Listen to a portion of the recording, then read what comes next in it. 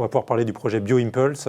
Ce projet a pour but de révolutionner le monde des cols en mettant au point une nouvelle résine adhésive qui soit sans aucun composé avec des substances préoccupantes telles que le formol par exemple.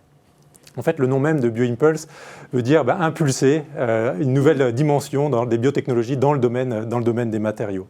Et donc, comme je le disais, l'objectif est de créer des résines qui soient sans composés organiques volatiles, sans formol, et notamment dans la construction bois, ça va grandement améliorer la qualité de l'air intérieur.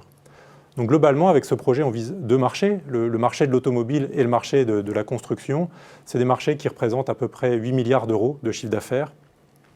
Et tout ça a été possible grâce à 8 ans de recherche que nous avons menés au sein du groupe Michelin, avec plus de 35 brevets qui ont été déposés sur cette technologie vraiment innovante. Mais le lien avec les biotechnologies finalement? Oui, vous avez raison.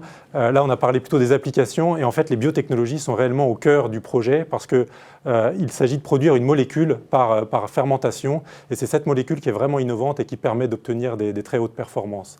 Et l'objectif du projet, c'est de produire et de développer un procédé industriel pour produire cette molécule à un coût qui soit moins élevé que celui de la même molécule produite à partir du pétrole.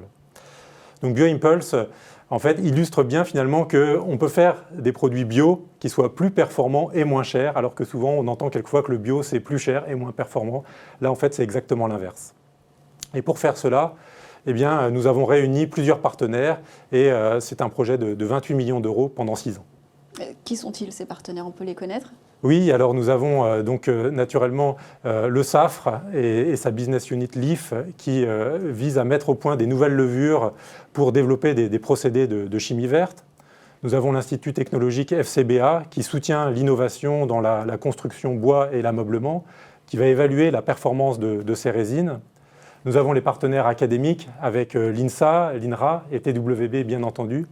Et puis Michelin, au travers de son entité Resicare, qui va en fait évaluer et coordonner l'ensemble du projet.